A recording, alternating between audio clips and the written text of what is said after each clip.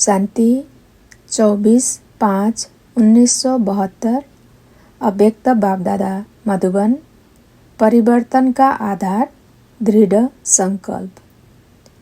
आज सर्व पुरुषार्थी आत्माओं को देख देख खुश हो रहे हैं, क्योंकि जानते हैं कि यही श्रेष्ठ आत्माएं सृष्टि को परिवर्तन करने के निमित्त बनी हुई है। एक एक श्रेष्ठ आत्मा नंबरवार कितनी कमाल कर रही है। वर्तमान समय भले कोई भी कमी व कमजोरी है, लेकिन भविष्य में यही आत्माएं क्या से क्या बनने वाली है और क्या से क्या बनाने वाली है। तो भविष्य को देख आप सभी की संपूर्ण स्टेज को देख हर्षित हो रहे हैं। सभी से बड़े ते बड़े रूहानी जादूगर होना। जैसे जादूगर थोड़े ही समय में बहुत विचित्र खेल दिखाते हैं, वैसे आप रूहानी जादूगर भी अपनी रूहानियत की शक्ति से सारे विश्व को परिवर्तन में लाने वाले हो। कंगाल को डबले ताजदारी बनाने वाले हो। परंतु इतना बड़ा कार्य स्वयं को बदलने अथवा विश्व को बदलने का एक दृढ़ संकल्प से करने वाले हैं। एक ही दृढ़ संकल्प से अपने को बदल देते हैं। वह कौन सा एक दृढ़ संकल्प, जिस एक संकल्प से अनेक जन्मों की विस्मृति के संस्कार स्मृति में बदल जाए। वह एक संकल्प कौन सा है? भी एक सेकंड की बात, जिससे स्वयं को बदल लिया। एक ही सेकंड का और एक ही संकल्प यह धारण किया है कि मैं आत्मा हूँ। इस दृढ़ संकल्प से ही अपने सभी बातों को परिवर्तन में लाया। ऐसे ही दृढ़ संकल्प से विश्व को भी परिवर्तन में लाते हो। यह एक दृढ़ संकल्प कौन सा? हम ही विश्व के आधार मूर्त, उद्धार मूर्त है, अर्थात विश्व कल्याणकारी है। इस संकल्प को धारण करने से ही विश्व के परिवर्तन के कर्तव्य में सदा तत्पर रहते हैं। तो एक ही संकल्प से अपने को व विश्व को बदल लेते हैं। ऐसे रूहानी जादूगर हो। वह जादूगर तो अल्पकाल के लिए चीज़ों को परिवर्तन में लाकर दिखाते हैं, लेकिन आप रूहानी जादूगर अविनाशी परिवर्तन, अविनाशी प्राप्ति कराने वाले हो। तो सदा अपने इस श्रेष्ठ मर्तबे और श्रेष्ठ कर्तव्य को सामने रखते हुए हर संकल्प व कर्म करो, तो कोई भी संकल्प व कर्म व्यर्थ नहीं होगा। चलते चलते पुराने शरीर और पुरानी दुनिया में रहते हुए अपने श्रेष्ठ मर्तबे को और श्रेष्ठ कर्तव्य को भूल जाने के कारण अनेक प्रकार की भूलें हो जाती है। अपने आप को भूलना यह भी भूल है ना। जो अपने आप को भूलता है वह अनेक भूलों के निमित्त बन जाते हैं। इसलिए अपने मर्तबे को सदैव सामने रखो। जैसे सच्चे भक्त लोग जो होते हैं, वह भी दुनिया की तुलना में जो दुनिया वाले नास्तिक अज्ञानी लोग विकर्म करते हैं, विकारों के बस होते हैं, उनसे काफ़ी दूर रहते हैं। क्यों? कारण क्या होता है कि जो नवदा अर्थात सच्चे भक्त है, वो सदैव अपने सामने अपने इष्ट को रखते हैं। उनको सामने रखने कारण कई बातों में सेफ रह जाते हैं और कई आत्माओं से श्रेष्ठ बन जाते हैं। जब भक्त भी भक्ति द्वारा इष्ट को सामने रखने से नास्तिक और अज्ञानी से श्रेष्ठ बन सकते हैं, तो ज्ञानी तो आत्माएं सदा अपने श्रेष्ठ मर्तबे और कर्तव्य को सामने रखे तो क्या बन जाएंगी? श्रेष्ठ ते श्रेष्ठ आत्माएं। तो अपने आप से पूछो, देखो कि सदा अपना मर्तबा और कर्तव्य सामने रहता है। बहुत समय भूलने के संस्कारों को धारण किया, लेकिन अब भी अगर बार बार भूलने के संस्कार धारण करते रहेंगे तो स्मृति स्वरूप का जो नशा व खुशी प्राप्त होनी चाहिए वह कब करेंगे? स्मृति स्वरूप का सुख व स्मृति स्वरूप की खुशी का अनुभव क्यों नहीं होता है? उसका मुख्य कारण क्या है? अभी तक सर्व रूपों से नष्ट मोहा नहीं हुए हो। नष्ट मोहा है तो फिर भले कितनी भी कोशिश करो लेकिन स्मृति स्वरूप में आ जाएंगे। तो पहले नष्ट मोहा कहाँ तक हुए हैं? अपने यह आपको चेक करो।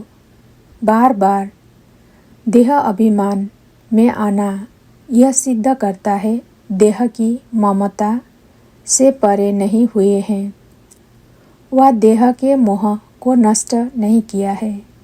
नष्ट मोह न होने कारण समय और शक्तियाँ जो बाप द्वारा वर्षे में प्राप्त हो रही है उन्हों को भी नष्ट कर देते हैं। काम में नहीं लगा सकते हो। मिलती तो सभी को है ना। जब बच्चे बने तो जो भी बाप की प्रॉपर्टी व वर्षा है उसके अधिकारी बनते हैं तो सर्व आत्माओं को सर्व शक्तियों का वर्षा मिलता ही है। लेकिन उस सर्व शक्तियों के वर्षे को काम में लगाना और अपने आप को उन्नति में लाना यह नंबरवार पुरुषार्थ अनुसार होता है। इसलिए बेहद बाप के बच्चे और वर्षा हद का लेवे तो क्या कहेंगे? बेहद मर्तबे के बजाय हद का वर्षा व मर्तबा लेना यह बेहद के बच्चों का कर्तव्य नहीं है। तो अभी भी अपने आप को बेहद के वर्षे के अधिकारी बनाओ। अधिकारी कब अधीन नहीं होता है? अपनी रचना के अधीन नहीं होता है। अपनी रचना के अधीन होना इसको अधिकारी कहेंगे। बार बार स्मृति में आने से अपने आप को ही कमज़ोर बना देते हैं। कमज़ोर होने के कारण छोटी सी बात का सामना नहीं कर पाते हो। तो अब आधे कल्प के इस विस्मृति के संस्कारों को विदाई दो। आज बाप दादा भी आप सभी के प्रतिज्ञा कराते हैं। आज बाप दादा भी आप सभी से प्रतिज्ञा कराते हैं। जैसे आप लोग दुनिया वालों को चैलेंज करते हो कि विनाश में 4 वर्ष है, तो क्या 4 वर्ष के लिए भी अपने आप को शतप्रधान नहीं बना सकते हो? जैसे दुनिया को चैलेंज करते हो वैसे आप भी 4 वर्ष के लिए विस्मृति के संस्कारों को विदाई नहीं दे सकते हो। दुनिया को चैलेंज करने वाले स्वयं अपने लिए 4 वर्ष के लिए माया का चैलेंज नहीं कर सकते हो। 4 वर्ष के लिए माया जीत नहीं बन सकते हो। जब उन्हों को हिम्मत दिलाते हो, उल्लास में लाते हो, तो क्या अपने आप में अपने प्रति अपने आप को हिम्मत उल्लास नहीं दे सकते हो? तो आज से सिर्फ 4 वर्ष के लिए प्रतिज्ञा करो कि कभी किस रूप में भी किस परिस्थिति में भी माया से हारेंगे नहीं, लेकिन लड़ेंगे और विजयी बनेंगे।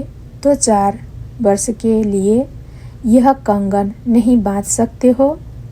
जिन्हों को नॉलेज नहीं, शक्ति नहीं, उन्हों को भी राखी बांध करके प्रतिज्ञा कराते हो। और जो बहुत काल से नॉलेज, संबंध और शक्ति को प्राप्त करने वाले हो, वो श्रेष्ठ आत्माएं, महावीर आत्माएं, शक्ति स्वरूप आत्माएं, पांडव सेना, क्या ये प्रतिज्ञा की राखी नहीं बांध सकते हो?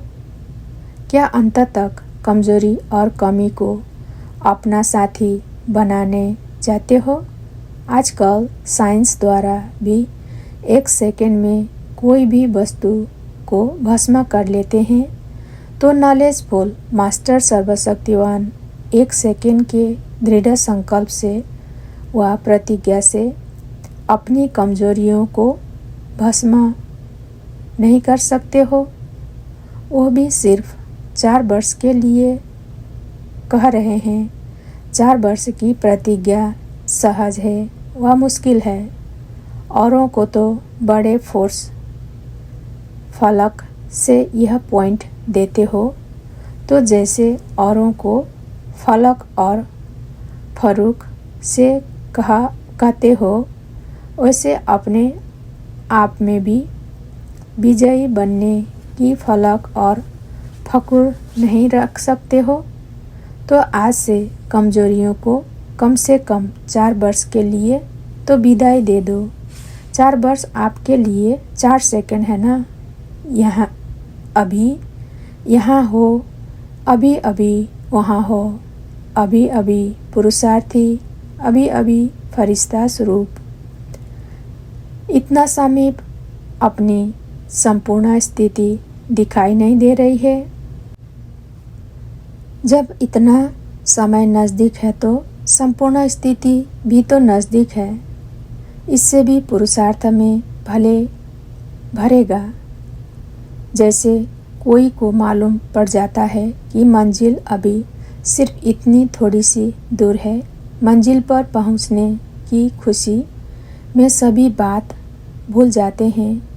यह जो चलते चलते पुरुषार्थ में थकावट व छोटी छोटी उलझनों में फंसकर आलस्य में आ जाते हो, उन सभी को मिटाने के लिए अपने सामने स्पष्ट समय और समय के साथ साथ अपनी प्राप्ति को रखो तो आलस्य व थकावट मिट जाएगी।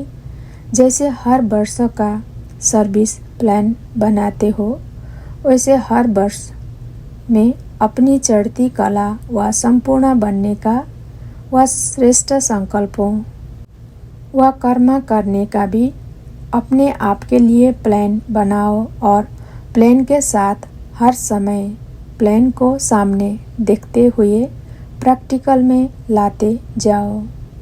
अच्छा, ऐसी प्रतिज्ञा कर अपने संपूर्ण स्वरूप को और बाप को प्रत्यक्ष करने वालों को नमस्ते।